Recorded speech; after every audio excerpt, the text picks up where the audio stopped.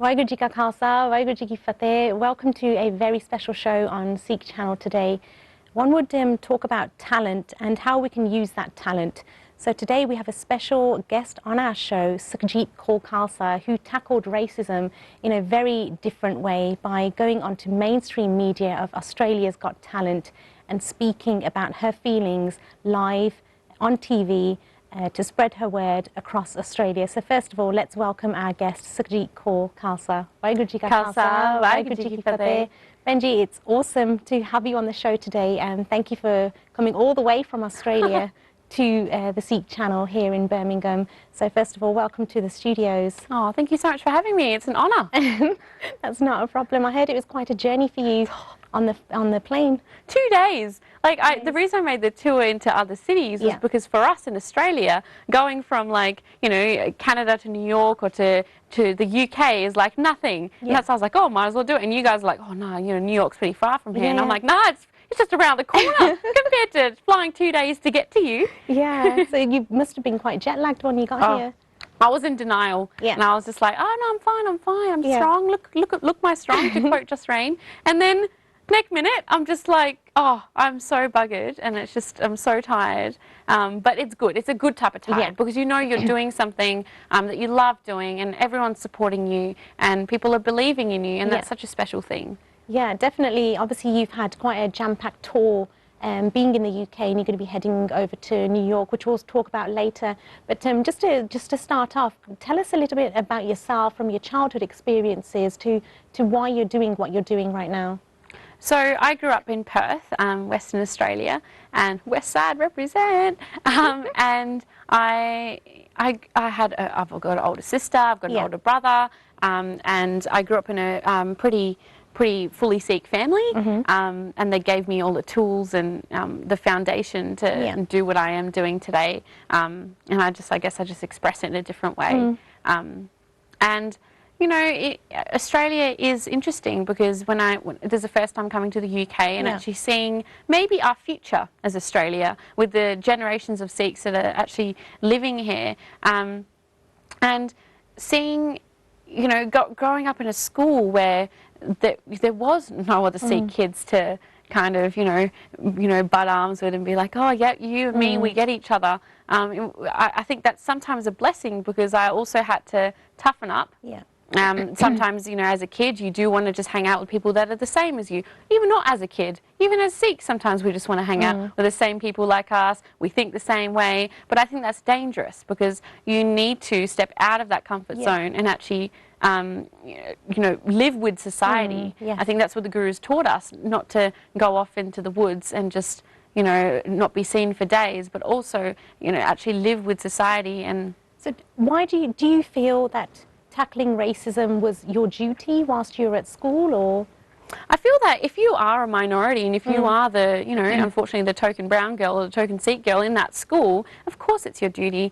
Even if you're not the token Sikh girl, it is your duty because as Sikhs we've been given this identity for a reason, not because it's going to be some easy ride, not because you're going to sit back, drink some cha, put your legs up. No, it's actually a battle, and the battle isn't with swords, it's actually with our minds and with society and society's expectations of what the norm looks like. So I think that it's a responsibility for every Sikh to leave their house every day and represent their community as best they can. And that's a lot of pressure. Sometimes I feel it and I go, wow, that's why would I do that to myself?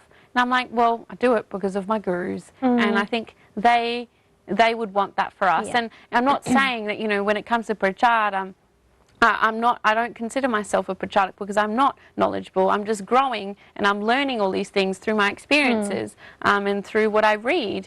But I think it's important to actually, in 2016, to change the way we do prachar. I was just going to mention, obviously, with poetry, Gurbani is beautiful poetry, and in a way you are doing a similar sort of thing of spoken word, which is an art of poetry, isn't it? So how did you start getting into spoken word, and how did you feel that this is the right path for yourself to kind of express Sikhi through your experiences and your journey, and how to inspire others to allow them to learn about Sikhi?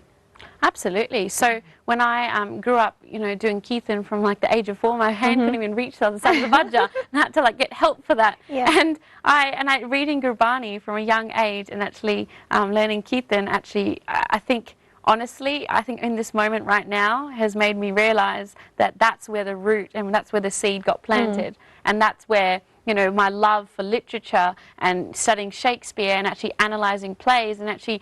When you first read a Shakespeare text, when you first read a Shabbat, you might not actually have an appreciation for it because you might not understand it. And that's what we do. When we don't understand each other, we don't have an appreciation for each other. And that's a great metaphor for when you actually get the time to learn about someone, or make the time to learn Gurbani and find your own meaning for itself, and make the time to read a whole Shakespeare text, study it, learn the figurative language. Why, all those metaphors are used. Why, no matter when you read it it's a timeless, like we see the Guruji as a timeless scriptures, they're eternal. And whenever we read them, whatever stage of life we are at, they're always going to be relevant to us. So with spoken word, not only was it my Sikh upbringing, but I actually studied in Prague, around the corner from here.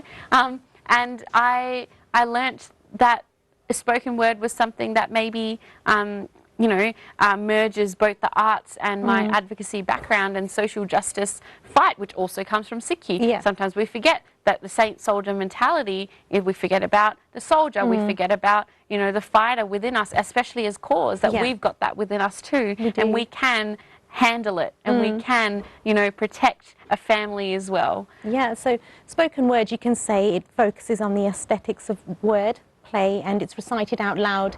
And obviously you managed to get that opportunity when you obviously did your poem on Australia's Got Talent. So how did that opportunity come across, and why did you feel that, right, this is my time now, I need to get onto this show and do what you did?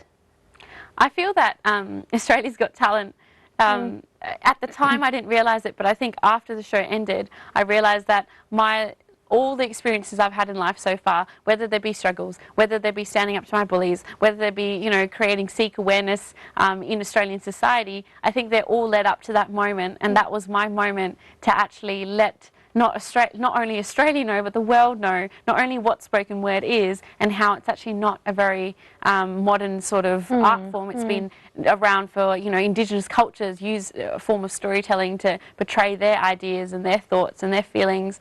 And not only that, but also to say, you know what, all this time when I used to watch all these shows or mainstream Australian media or Hollywood, I used to look up and be like, where are my role models? Where am I on television when I read these plays in high school? Where am I in that play? What character is me? Because when a young child doesn't see themselves in mainstream media, they feel that they either have to conform and be like everyone else because that's cooler and that's accepted, or they feel that they can never actually achieve the things they can because they won't be commended for that.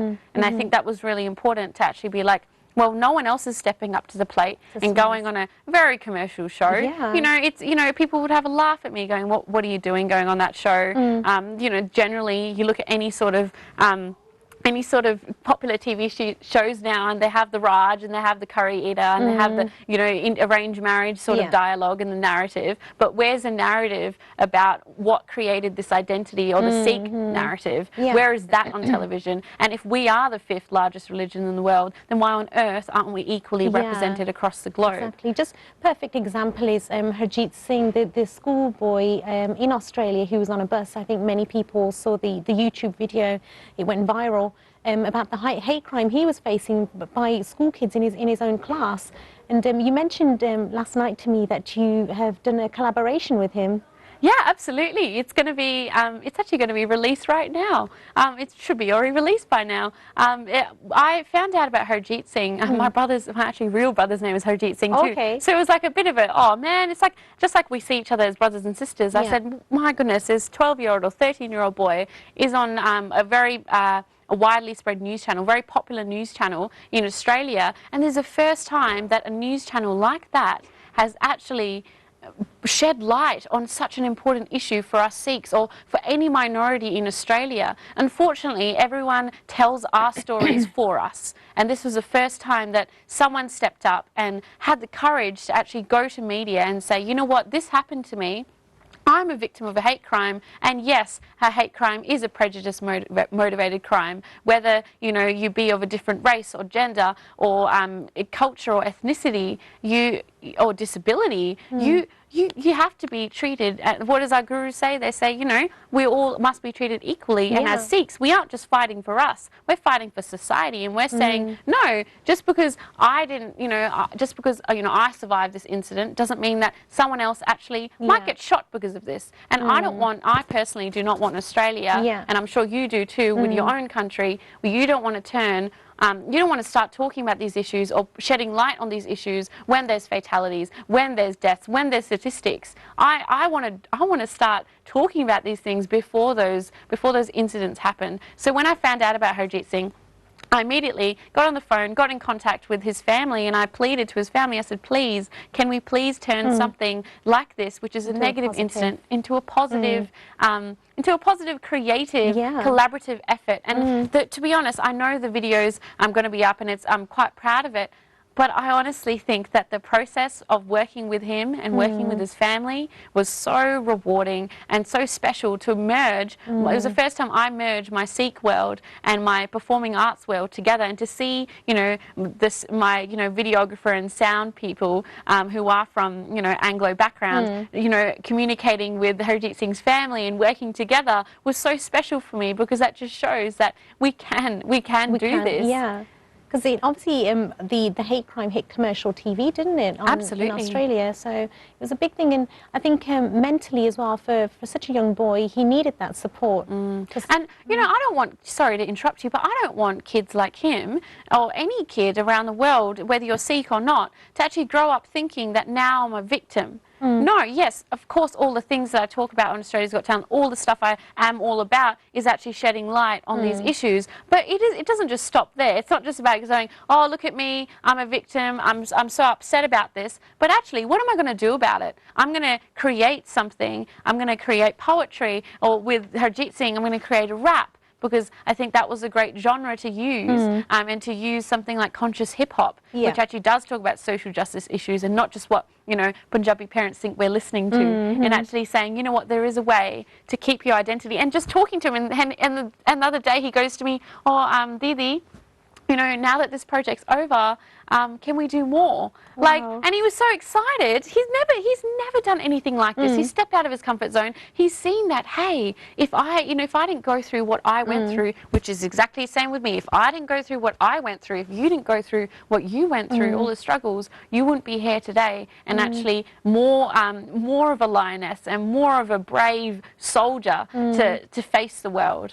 I was just going to mention that obviously you're doing so much, and obviously your parents, are you getting their support, and who's kind of been your role models whilst you've been on this journey, which is obviously it's just started for you? Yeah, absolutely. So I think initially I would have to say my role model, or the person that believed in me, was my drama teacher in high school. Okay. She was a big mentor in my life. She definitely saw that, you know, sometimes you feel that, you know, like a mother might be like, oh, my child is best, even if they can't sing. They'll be like, no, my child is the best singer in the world, because they feel that love. But my drama teacher, while she would also, you know, give me the encouragement, she also gave me the training, and, you know, was critical as well, because you need someone who not only gives you that nudge, but also says, you know what, this is how you can improve. So having that training was really important. But when it comes to Sikhi, and as a role model, I think now I'm going to proclaim it to the rest of the world. I would never say this on TV or live on YouTube, but my brother, definitely Harjit Singh, is my role model, and I think it's because he's created a little version of him, a little mini me, and I think that it's really special because if it wasn't for his passion for Australian Sikh heritage or United Sikhs, or stepping out and actually doing, instead of, you know, sometimes to make change we think that we need to have $1 million or adopt 1 million babies, or actually, like, you know, wait 40 years. Like, I come from a political science background, so my aim was always, you know, I want to work in the United Nations, I want to make change in the world. But I've sometimes look at the job descriptions and I'm like, I'm not going to get there until another 40 years. Like, I honestly need experience, and I need all this life experience to get there. And sometimes as young people, you also feel that you can't make change because a lot of older people are telling you that you're just idealistic, you're too positive, you actually don't know what it's really like. The world is actually a really bad place. And I'm like, no, mate, I think the world is a great place. And bad things happen, but those bad things don't define countries, and those bad things don't define people. And at the end of the day, we should be forgiving, and we should be accepting, and we should be, you know, exuding love and compassion. And definitely. The message of our gurus. And if you can talk about Sikhi and our gurus' messages without even mentioning that, hey, this is, you know, Sikhi 101, let me go and detail, I think you've done it. And I think there are amazing change makers that are quietly doing this amazing work, and I think that I respect them because while it is important to, you know, to publicize these and use the media as a form of making change, but I also think that everyone is doing something in their own way, and I think that's really special. Yeah, definitely. I think everyone has a duty of care for the world, and I think conquering that hate with love, it can become very powerful as a tool. So obviously you've mentioned that you've started your journey from Australia's Got Talent. So where could you see yourself in the next 5 years? What would you like to accomplish? I know it's like, let's write out your life plan now, but it would be kind of good to see, you know, you've started somewhere now, and where do you aspire to be, and, you know, what types of messages and what types of other arts would you like to go into? I guess my passion always was in the acting side. I think I fell into spoken word by default, and I'm still kind of stuck there going, oh wow, this is a really fun thing to do, but I still want to go back to acting. I still want to be writing plays, and currently I'm actually writing a play in Melbourne about the domestic violence, like true stories that have been occurring, and the numbers are growing each day of how many victims, and not just Indians, but unfortunately Sikhs. And I used to live in a bubble where I thought, nah, and this is really controversial. Sometimes people don't want to hear this, but it's hard to palate this message. But I used to live in a bubble where I thought, no, as Sikhs we are perfect. We're such noble. Men would never do that. Singhs don't do that. But unfortunately, it happens. It happens, and it's a reality. And how are we going to confront it? Well, I don't have a legal background. I don't have a teaching background. I don't have a medical background. But I am going to use what I have and the skills that I do have to actually create theatre and to create ways for people to stop and think about things that they might not have actually thought about. And it's all about stepping into someone else's shoes. I could talk about statistics right now. I could give you a PowerPoint presentation, but how are you going to respond? You're only going to react, and you're only going to empathize when someone's human connection and someone's human story and experience is actually put to light. With all the pieces that I do, if I don't put myself into them, if I'm not honest with everyone and honest with my audience and authentic to myself, no, I don't think I can achieve what I want to achieve. So in the next 5 years, I want to ensure that Australia isn't just doing, not even Australia, but maybe worldwide. I know that's a very big step to take, but I'm going to work with Australia first, and then hopefully the ripple effect will occur from way down there, not quite central. But I hope that in Australia at least, we're going to have not this tokenism attitude when it comes to performing arts schools or government agencies or any sort of like theatre companies or visual art or ballet or any sort of thing. And it isn't just about Sikhs, like I said before. It's any sort of discrimination, any sort of prejudice. It's for everyone. I don't want anyone to feel like they actually can't achieve what they want to achieve because they've already got one brown girl or one brown guy in a TV show and that's enough. Like, that isn't enough because we need to start accurately representing the demographic. So I hope that I can be at a position where I've got all the experience and I've worked in all different sorts of angles and different industries to gain that knowledge to actually be at a consulting level. So it's fantastic. You're bringing that social change and putting a lot on the table for many others who have had that experience. And you mentioned domestic violence, like that's such a taboo subject within the community, and it's great that you'll be able to kind of allow people to express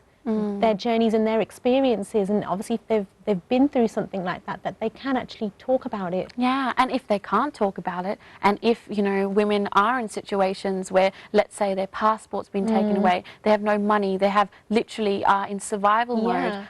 I don't think they really want to be in a play. I don't think they were, but we as playwrights can actually share their story and honor that story and put light and shed light onto that story and give them a voice in a different way. Yeah, it's fantastic. It's just, I was just going to relate to you were at Speaker's Corner at Hyde Park a few days ago, and there was a certain line that really did appeal to me, and I think it did actually stop the crowd, and it was beautiful. Beauty is brave, after all, a lioness is no kitten. What would you say to other women who feel insecure or feel they don't have the confidence to kind of speak up and have a voice?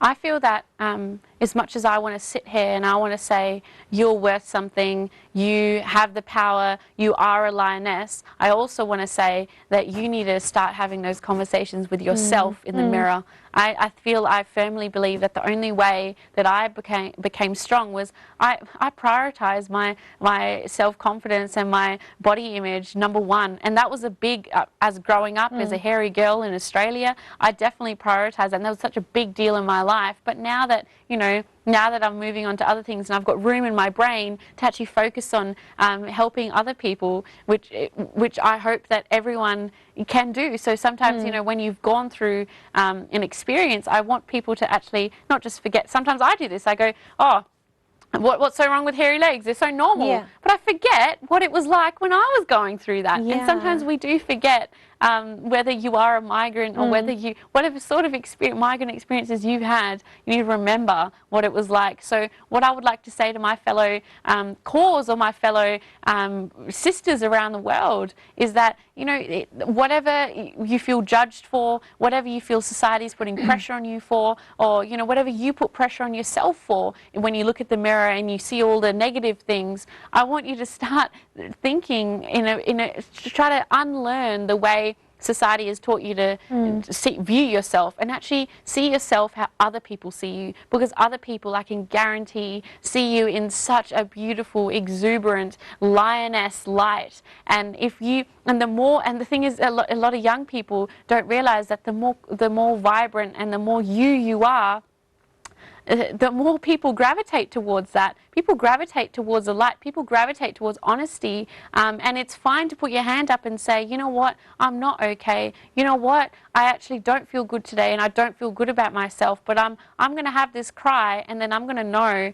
that it will pass. And tomorrow is a new day, and tomorrow I will have other battles to face. So, you know, I hate it when people assume that as a Sikh woman that you actually don't have the fighter in you, that you must be quiet, you must be obedient, you must serve Jah, and that's it, and you must get married, and then that's it. And I'm thinking, no, I think that we need to start changing and unlearning that dialogue, and whatever, from a very young age. If you're a parent and you have a daughter, it needs to start from young, and that's how we're going to be able to help out. And also brothers, you know, we're not going to just leave our Sikh brothers out of the conversation. What's the point of sitting in a little circle with my female friends and having a yarn about, you know, my rights, when really the conversation is equally as important, because it actually helps men in this. That people don't understand that this battle that we're facing for gender equality